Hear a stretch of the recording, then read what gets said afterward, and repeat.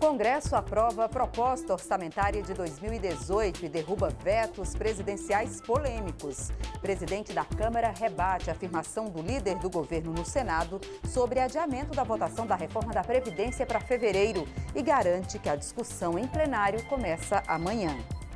E esta edição destaca também: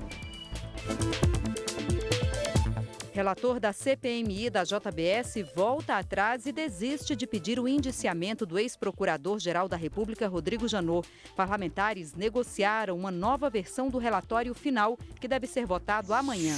Projeto aprovado na Comissão de Defesa dos Direitos da Mulher quer ampliar o acesso à educação para estudantes a partir do 8º mês de gestação até 6 meses após o nascimento da criança. Boa noite em Brasília, 11 horas e 43 minutos. O Jornal da Câmara começa agora. O Congresso aprovou nesta quarta-feira o projeto da Lei Orçamentária de 2018. A votação acabou agora há pouco e a gente vai direto ao Salão Verde falar com a repórter Dini Moraes, que tem as informações. Olá, Dini, boa noite. O projeto da Lei Orçamentária foi aprovado num dia cheio aqui na Câmara, né, Dini? Com sessões da Câmara, do Congresso. Quais são as suas informações? Boa noite, Jaciene. Boa noite a todos que nos acompanham agora ao vivo. Pois é, a gente está aqui no plenário da Câmara dos Deputados desde as 11 horas da manhã, que está tendo sessão aqui do Congresso Nacional e da Câmara dos Deputados, se alternando aí, né? Foi um dia longo de votações, tanto nas sessões do Congresso quanto na sessão da Câmara. A gente vai começar falando então da lei orçamentária, que é essa que você falou, é a lei, uma das leis mais consideradas mais importantes do ano, né? Ela acabou de ser aprovada agora há pouco, e isso permite que o Congresso entre em recesso, apesar de ter convocação para votações já na semana que vem. Vamos falar um pouquinho, então, dessa lei orçamentária, o que ela prevê, Jaciene. Ela foi aprovada praticamente por acordo, houve o protesto de alguns parlamentares e votos contrários de deputados, principalmente de deputados do PSOL. Mas houve acordo e a gente pode ver os principais pontos dessa lei orçamentária na reportagem do Cid Queiroz. Foi o orçamento do cobertor curto. Para cobrir uma despesa, precisava descobrir outra. Por causa da emenda constitucional do teto dos gastos, o relator do orçamento teve que se virar para atender todas as demandas. Mas mesmo com limites mais restritos, foi possível ampliar os gastos nas áreas de saúde, educação e segurança pública. Eu procurei priorizar as áreas sensíveis do Brasil, a saúde, a educação, a segurança pública. É um orçamento difícil, é o primeiro sobre a PEC do teto dos gastos públicos, ainda com bastante dificuldade de receita. Não existem folgas, não tem reestimativa de receita, não tem gordura. No total, as receitas da União para 2018 somam 2 trilhões e 400 bilhões de reais. O Congresso previu uma arrecadação maior em quase 5 bilhões para o ano que vem, mas por causa do teto de gastos, acabou destinando 2,5 bilhões para abater a dívida pública, ou seja, o governo terá um déficit menor em suas contas em 2018. Mesmo assim, é muito alto, de 157 bilhões de reais negativos. A maior parte dos recursos do orçamento vai para pagar previdência, pessoal e encargos da dívida. Quase 600 bilhões só para aposentadorias e outros benefícios do INSS. 322 bilhões de reais para pagamento de pessoal e encargos. E 316 bilhões para pagar juros e encargos da dívida pública. O orçamento do ano que vem prevê 119 bilhões de reais para a saúde, 85 bilhões para a educação e 15 bilhões de reais para a segurança pública. Os recursos para a área de ciência e tecnologia e comunicações somam 12 bilhões e 600 milhões de reais, uma redução de quase 20% em relação ao valor autorizado em 2017, o que, na visão de parlamentares, praticamente desmonta setores estratégicos como o programa aeroespacial e a internet pública. Apenas uma pequena parte do orçamento federal, 44 bilhões, é destinada a investimentos, como obras e promoção de desenvolvimento. Os cortes geraram um debate em torno do teto de gastos. Nós precisamos revogar o congelamento, porque o congelamento não vai servir para banqueiro, não vai servir para fazer propaganda, vai servir fundamentalmente nas áreas de educação, de assistência social, de saúde, de agricultura, de infraestrutura, de rodovias, de obras que a população precisa. Ficam copando o teto. O teto é só um parâmetro para disciplinar a voracidade da gastança que os governantes acham. Não existe dinheiro do governo, existe dinheiro da sociedade que o governo vai lá, pega através dos impostos. Quem é contra a disciplina fiscal está defendendo aumento de impostos. Odine, além da votação aí do projeto de lei orçamentária, ainda teve também na sessão do Congresso análise de vetos presidenciais, né? Exatamente, foram 5 vetos presidenciais analisados no dia de hoje e 2 deles foram derrubados. Para explicar direitinho o que dizem esses vetos, a gente também preparou uma reportagem. Vamos ver. O primeiro veto analisado foi o que atingiu inteiramente o projeto de lei que dá porte de armas aos agentes de trânsito. Houve mais votos contra do que a favor, mas não foi o suficiente para derrubar esse veto. São necessários, no mínimo, 257 votos entre os deputados.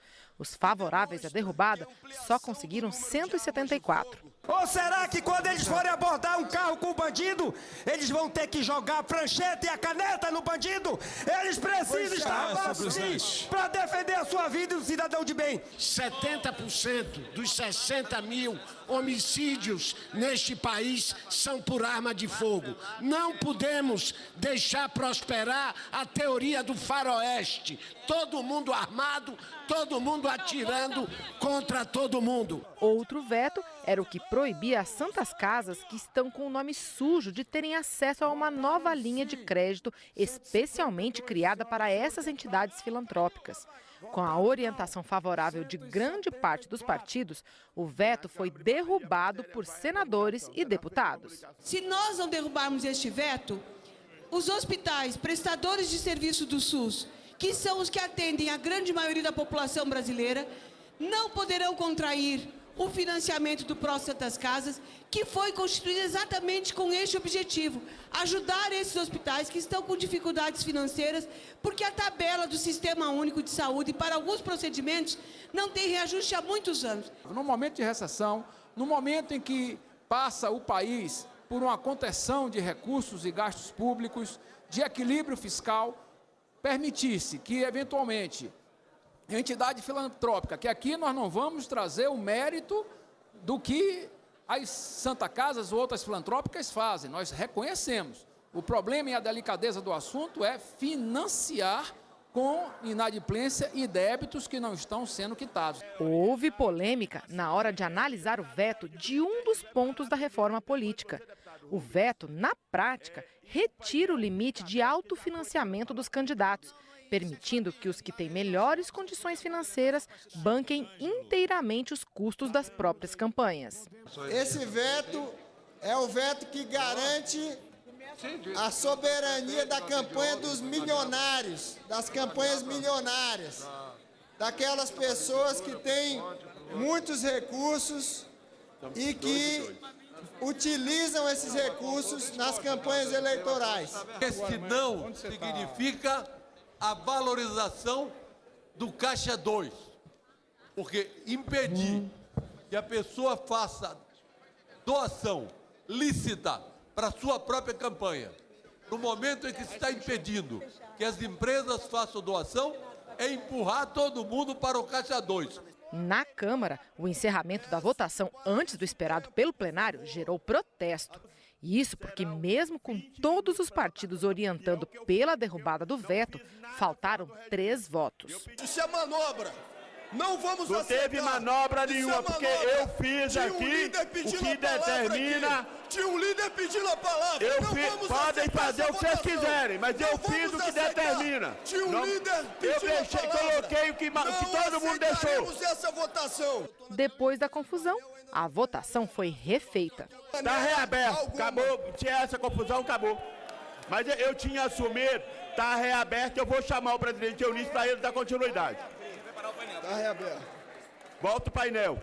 Na nova votação, o veto foi derrubado tanto na Câmara quanto no Senado.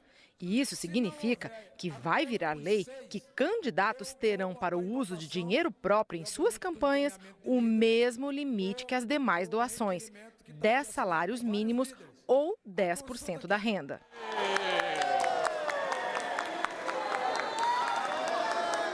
Rejeitado o veto.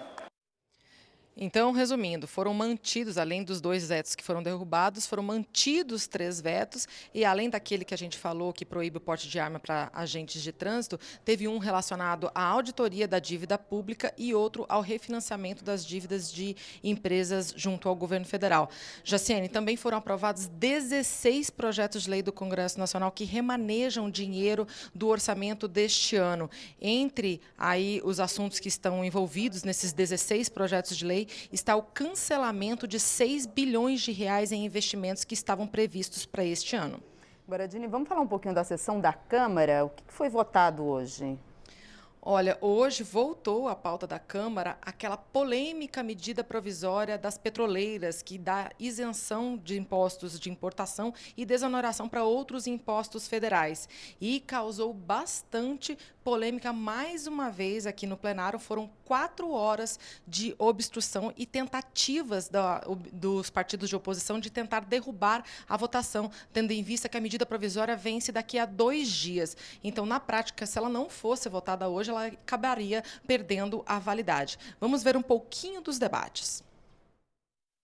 Todos os bens de caráter temporário, portanto, senhoras e senhores deputados, independente daquilo que nós votemos aqui, já estão desonerados até 2040 pela natureza tributária, deputado Chico Alencar. O que houve no Senado Federal foi que o PT, muito habilidosamente, com a habilidade que é peculiar ao senador Lindenberg, colocou 6 destaques, criou uma confusão enorme, e o senador Jucá, escolhendo um tema para fazer um entendimento e um acordo, para que lá não fossem votados os 6 destaques e ficasse por um só destaque, ele acordou fazer isso nessa matéria, que é o alongamento até 2040, porque era o tema mais fácil, porque era o tema que vossas excelências entenderiam com mais tranquilidade. Essa medida provisória é um dos maiores ataques ao orçamento público nacional, ao direito à saúde, à educação, ao meio ambiente, já vidos na história do Brasil. 1 trilhão de reais de presente para as empresas petroleiras. O melhor Natal desse ano, se essa vergonha for aprovada, será o Natal das empresas petroleiras, que vão ganhar de presente do presidente do Congresso de um país quebrado 1 trilhão de reais. Quando falta dinheiro para a saúde pública, brasileiras e brasileiros morrendo por falta de remédio, de médico, de hospital. Olha, o que estava em questão aí nessa votação, que deu toda essa polêmica, era a duração dos benefícios fiscais dados às petroleiras. Se eles deveriam durar até 2022 ou até 2040. E olha, venceu quem defendeu o prazo maior, ou seja, os benefícios fiscais durarem até 2040, e a diferença foi por pouquíssimos votos. Foram 7 votos apenas de diferença, por 206 votos a 193. Então, esses benefícios fiscais duram até 2040. Eram 18 anos aí e meio, né, de diferença entre um prazo e outro, Jaciene. Agora vai para a sanção presidencial. Tá certo, Dini, muito obrigada pelas informações. Boa noite a todos. Boa noite. O presidente da Câmara, deputado Rodrigo Maia, reafirmou hoje que a discussão em plenário da reforma da Previdência vai começar amanhã. Maia negou a informação divulgada pelo líder do governo no Senado, Romero Jucá, de que havia um acordo para adiar a votação da reforma para fevereiro do ano que vem. Segundo o presidente da Câmara, o governo ainda vai avaliar se tem votos necessários para aprovar a reforma na próxima semana. Talvez ele tenha entendido de forma errada. O que eu disse, o que eu conversei com ele, o Eunício quer terminar o orçamento hoje. Eu disse que a Câmara vai continuar trabalhando na próxima semana, né, que nós podíamos sentar amanhã cedo para conversar com o Michel, para discutir um pouco como foi o ano, o próximo ano, e exatamente a questão da Previdência, que é muito importante. Agora, como presidente... Ainda não. Como o presidente viajou, eu estou esperando o presidente voltar, para que eu possa entender se o governo tem os números necessários, o número de votos necessários para poder votar a Previdência já na próxima semana. Quem também concedeu entrevista sobre esse assunto foi o relator da reforma da Previdência. O deputado Arthur Oliveira Maia fez coro ao presidente da Câmara e reforçou que a discussão começa mesmo nesta quinta-feira. Não vejo razão para uma mera declaração destruir um trabalho dessa natureza, até porque o senador Jucá, ele também está empenhado em aprovar a matéria. Vamos iniciar essa discussão amanhã, essa discussão naturalmente que entrará pela semana que vem, e se ao final da semana tivermos condições de votar, votaremos, se não, será votado no ano que vem, mas o importante é o início dessa discussão. Na CPMI da JBS, deputados e senadores negociaram hoje uma nova versão do relatório final. O texto sugere ao Ministério Público investigar o ex-procurador-geral da República, Rodrigo Janot, e não pedir o indiciamento dele, como foi inicialmente proposto pelo relator, o deputado Carlos Marum, que assume amanhã a Secretaria de Governo da Presidência da República. Depois de receber críticas, o deputado Carlos Marum, relator da CPMI, voltou atrás e decidiu retirar do relatório o pedido de indiciamento do ex-procurador-geral da República, Rodrigo Janot, e do ex-chefe de gabinete dele, Eduardo Pelela, pelos crimes de prevaricação, abuso de autoridade e incitação à subversão da ordem política. Em vez disso, o relatório pede que o próprio Ministério Público Federal investigue se os dois agiram contra a lei no acordo de delação premiada da JBS. Eu temi que, precipitando, antecipando o indiciamento, eu talvez estivesse demonstrando uma falta de confiança no Ministério Público, falta de confiança essa que eu não tenho. Eu confio no Ministério Público. O relatório manteve o indiciamento dos irmãos Joesley e Wesley Batista, do executivo da JBS, Ricardo Saldi, e do ex-procurador Marcelo Miller, suspeito de ter atuado para o grupo enquanto ainda estava no cargo. O relator recomenda a votação pela Câmara de 2 projetos de lei aprovados pelo Senado, o que coíbe o abuso de autoridade e o que estabelece a quarentena para juízes e procuradores. Outras propostas incluídas foram apresentadas pelos relatores parciais Wadi Damous, delegado Francisquini e Hugo Leal.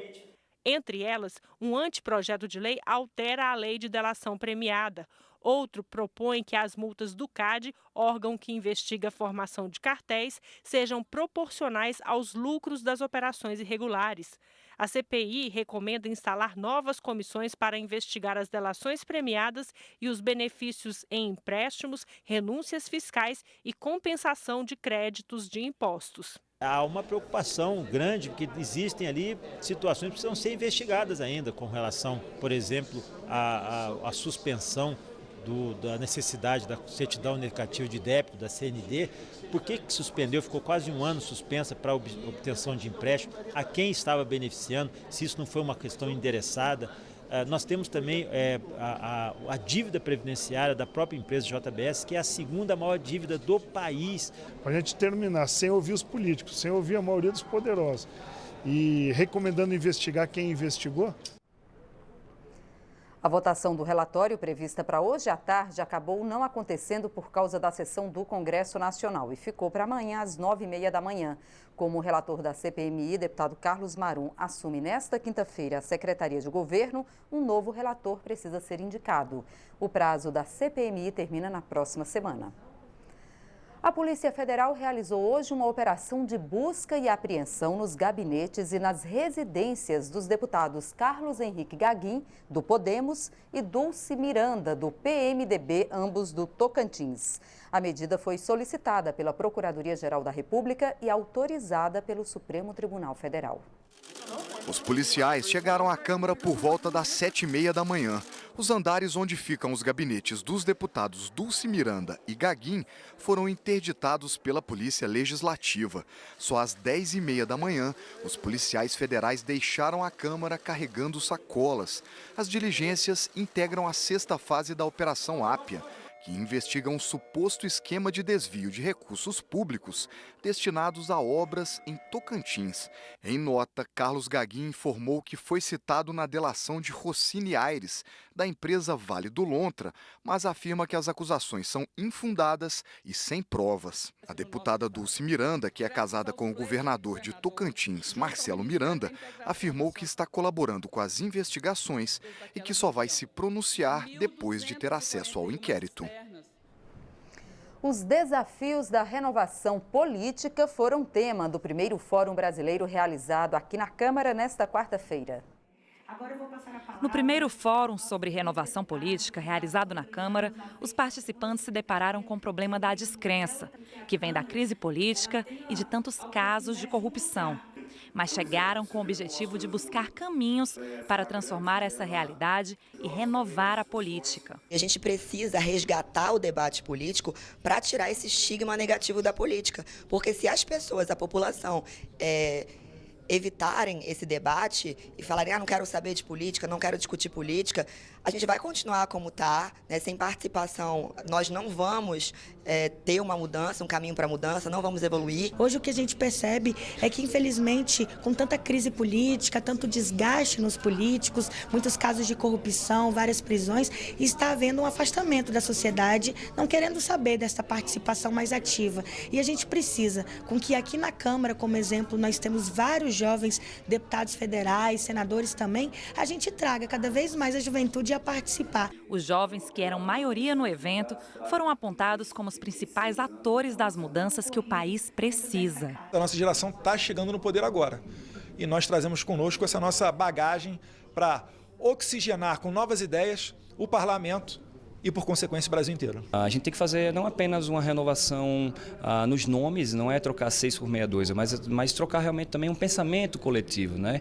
Que os parlamentares passem a pensar mais na população e não apenas em partidos políticos ou ideologias político-partidárias. No evento, os participantes também lembraram das manifestações de 2013 e da importância da internet, que se mostrou evidente naquele momento. Destacaram que a renovação política é possível, com uma sociedade mais informada e capaz de se manter mobilizada para acompanhar o processo decisório. Se a juventude se mantiver mobilizada e atuante, é possível sim fazer mudanças estruturais. E aqueles que virão para o Congresso têm que vir com compromisso de futuro, né? Então você vê que houve aqui alguns parlamentares dizendo que nas últimas eleições trouxeram 40% de novos parlamentares, mas as mudanças não aconteceram ainda. Coisas muito pequenas, pontuais, avançaram. Então é preciso que a juventude entenda que não só é necessário votar, mas ela tem que participar e tem que conhecer profundamente as estruturas políticas e sociais desse país para propor mudanças. A geração que está sendo mal vista hoje não vai ser a geração que vai estar no poder daqui a 10 anos. Então, pessoas como nós temos que estudar para saber, para daqui à frente, quem sabe, estar no poder, né? Veja agora outros destaques desta quarta-feira aqui na Câmara. A Comissão de Defesa dos Direitos da Mulher debateu a divergência sobre o número de mulheres que morrem no país em decorrência de aborto. Os participantes da audiência pública concordaram que a criminalização e o estigma em torno do aborto impedem dados precisos sobre as mortes. A inclusão de pessoas com deficiência no mercado de trabalho foi discutida pelas comissões de Legislação Participativa e de Seguridade Social e Família. Apesar de existirem cotas, o preconceito é o maior impedimento para que haja a inclusão. Representantes do governo, do Ministério Público e da sociedade civil também ressaltaram a importância da regulamentação do auxílio inclusão, benefício já previsto em lei. A Comissão de Constituição e Justiça debateu o Instituto da Condução Coercitiva, principalmente como foi usada pela Polícia Federal em recentes investigações em universidades públicas no Brasil. O delegado Bruno Fontinelli Cabral, que faz parte da Corregedoria Geral da Polícia Federal, explicou que a partir de 2008 mudou o entendimento sobre as medidas cautelares e a condução coercitiva passou a ser adotada no lugar de prisões preventivas e cautelares.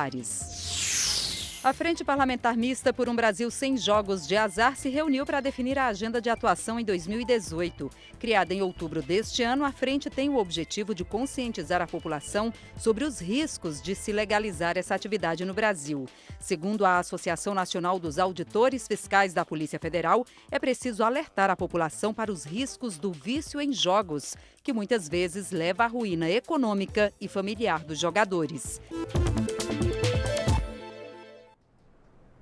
Adolescentes e mulheres grávidas que estiverem no ensino básico ou superior poderão estudar e fazer provas em casa. O projeto aprovado pela Comissão de Defesa dos Direitos da Mulher quer ampliar o acesso à educação para estudantes a partir do 8º mês de gestação até 6 meses após o nascimento da criança.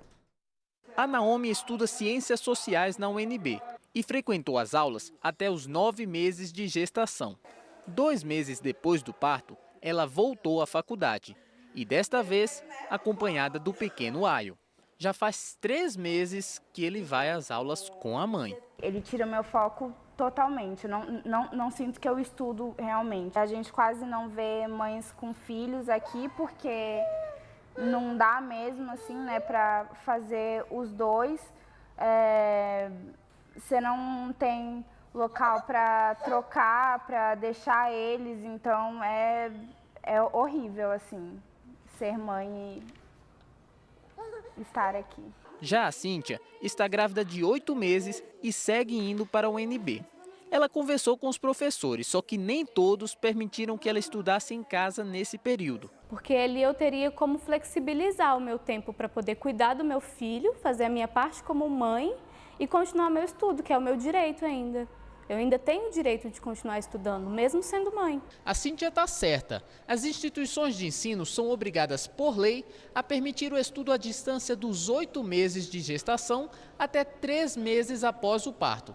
Mas isso acaba sendo burlado, porque a lei não especifica como funcionaria essa modalidade de estudo. Por isso, um projeto de lei aprovado da Comissão de Defesa dos Direitos da Mulher detalha tudo o que a instituição de ensino deve oferecer à aluna e amplia para até 6 meses após o parto o período em que ela pode ficar em casa. Essa lei de 75 abria brechas para que não se cumprisse aquilo que a lei manda. O meu projeto de lei fecha essas brechas, né, impede que essas brechas existam, garante à mulher gestante o direito a uma educação especial nesse período que precede o parto, né, que vai do 8º mês até o 9º mês, e garante nos próximos meses o direito dela de permanecer em casa realizando atividades num período em que a criança tem que estar com a mãe. Para essa especialista em saúde do adolescente, a medida pode diminuir a evasão estudantil, que chega até 75% entre estudantes do ensino médio que engravidam. Eu acho que isso garantiria, ou pelo menos,